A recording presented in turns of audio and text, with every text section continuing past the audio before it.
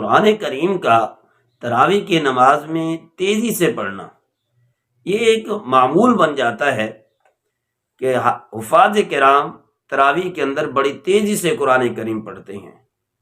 بہت کم جگہیں ایسی ہوں گی، کم مساجد ایسی ہوں گی جہاں پر ایک ترتیل کے ساتھ، خوش الہانی کے ساتھ، اچھے انداز کے ساتھ قرآن کریم پڑھا جاتا ہو۔ اگر کسی جگہ پہ ہیں بھی صحیح تو مکمل اس کا انتظام پورا مہینہ کرنا پھر یہ مشکل ہو جاتا ہے۔ بہرحال اللہ کریم کا حکم ہے ورتل القرآن ترتیلا، ترتیل کے ساتھ پڑھیں، جہاں تک اختیار ہو سکے خوش آوازی کے ساتھ بھی اور صاف ستھرا ایک ایک لفظ واضح ہو۔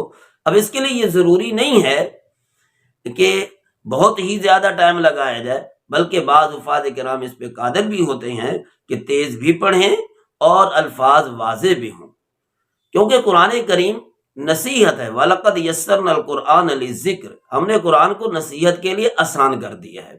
تو نصیحت کے اندر جب تک اس کے الفاظ آپ کے دماغ تک نہیں پہنچیں گے، آپ کے ذہن تک نہیں پہنچیں گے، اس وقت تک اس کی نصیحت اثر انداز نہیں ہوتی۔ اسی طرح جو آدمی بڑی تیزی سے بولتا ہے تو اس کی بات کی اتنا ہی اثر رکھتی ہے۔ جب آپ اس کو ورتل القرآن ترتیلا، اقرؤوا بالہون العرب، عرب کے لہجے میں پڑھنے کی کوشش کریں، اگر وہ نہیں ہو سکتا تو پھر اس کو اچھے انداز میں پڑھنے کی کوشش کریں گے، اس کا اثر بھی کچھ اور ہوگا۔ تیزی سے پڑھیں گے تو صرف تیزی کی طرف رجحان ہوگا، آیت کے مطلب اور مفہوم تک رجحان نہیں ہوگا۔ ہاں بعض حفاظ ایسے ہو سکتے جو عالم نہیں ہیں، جن کو ترجمے کا پتہ نہیں ہے، پھر بھی صاف ستھرا پڑھیں، کیونکہ حدیث مبارکہ کے اندر اس طرح آتا ہے حافظ قرآن کو قیامت کے دن کہا جائے گا اقرا ورتقی ورتل کما کنت ترتل، وہاں پر بھی اس ترتیل کو خوبصورت اچھے انداز میں پڑھنے والے کو ہی یہ ترتیل کے ساتھ حکم دیا جائے گا کہ اس طریقے سے پڑھو۔ اور نبی پاک صلی اللہ علیہ وسلم کی حدیث بھی ہے کہ اللہ پاک اس نبی کی آواز کو جتنا خوب، جو قرآن اللہ کے کلام کو خوبصورت طریقے سے پڑھے، اس کی آواز کو جتنا توجہ سے سنتے اتنا کسی اور کی آواز کی طرف توجہ نہیں فرماتے۔ بہرحال اللہ کا کلام ہے، اس کو خوبصورت آواز کے اندر جتنا ہو سکے اچھے سے اچھے انداز میں پڑھنے کی کوشش کریں۔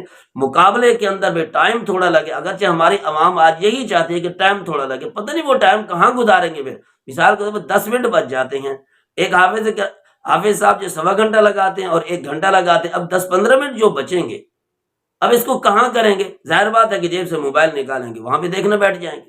تو اس رمضان کو، اس کے روحانیت کو سمجھنے کے لیے ایک موقع غنیمت سمجھنا چاہیے۔ ممکن ہے کہ اگلا رمضان ہماری قسمت میں نہ ہو، اسی کو غنیمت سمجھ کے اس کے اندر زیادہ سے زیادہ عبادت کریں، یا عبادت کرنے والوں کے پیچھے کھڑے ہو کے قرآن کریم سنیں۔ اگر موقع آئندہ نہ آیا تو یہی ہمارا رمضان ہمارے لیے بخشش کا ذریعہ امید ہے بن جائے گا۔ مرنے کو سوچیں، قبر کو سوچیں کہ یہ چیز ہمارے لیے بخشش کا ذریعہ بن جائے۔ دگڑ یعلمون یعلمون تعلمون تعلمون، یہ چیز اچھی نہیں ہے۔ قرآن بد دعائیں دیتا ہے، القرآن حجت لک او علیک، تمہارے حق میں بھی گواہ بن سکتا ہے۔ اگر تم نے عزت احترام ادب نہ کیا تو پھر تمہارے خلاف بھی اللہ کی بارگاہ میں گواہ بن سکتا ہے۔ ایسا نہ ہو کہ ایک طرف ہم ملزم بن کے کھڑے ہوں اور ایک طرف قرآن کریم ہمارے ہاں ہمارے خلاف جو ہے مدعی بن کے ساتھ کھڑا ہو، تو پھر ایسی صورت میں اللہ پاک کس کی بات کو مانیں گے؟ اسی قرآن کی بات کو مانا جائے گا۔ اور جس طریقے سے حدیث مبارکہ کے اندر آتا ہے اس کے حق میں جب سفارش کرے گا قرآن، تو پھر اللہ پاک اس کے حق میں قرآن کی سفارش بھی مانیں گے۔ اگر قرآن مخالفت میں آ گیا تو پھر بھی قرآن کی بات کو مانا جائے گا۔ ایک بڑا عجیب سا واقعہ ہے، یہ سندھ کی ایک مسجد تھی، شہر کا نام نہیں لیتا، تو وہاں ہم نے سنا تھا کہ امام صاحب پر پابندی ہے کہ 5 منٹ کے اندر 4 فرض پڑھائے۔ سنتے رہے کچھ عرصہ میں اتفاق ہوا کہ مغرب کی نماز ہم نے پڑھی ان کے پیچھے، تو بالکل اسی حالت کہ وہ امام صاحب رکوع میں پہنچے، ہم رکوع میں پہنچنے کی کوشش، امام صاحب رکوع سے کھڑے ہو گئے، وہ سجدے میں گئے، ہم سجدے میں پہنچنے کی کوشش کرے، سجدے سے اٹھ گئے۔ تو یہ یوں سمجھے مقتدی امام کا مقابلہ نہیں کر سکتا تھا۔ 4 سے 5 منٹ میں انہوں نے نماز ختم کرنی تھی۔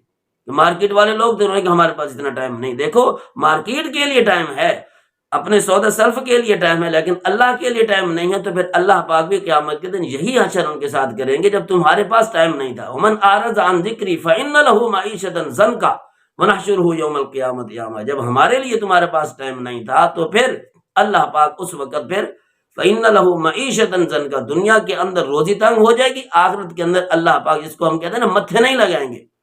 ونحشره یوم القیامۃ اعما، کہ اللہ پاک جو ہے ایسے لوگوں کو نبی نہ بنا کے اٹھائیں گے، تو یہ طریقہ نہیں کرنا چاہیے۔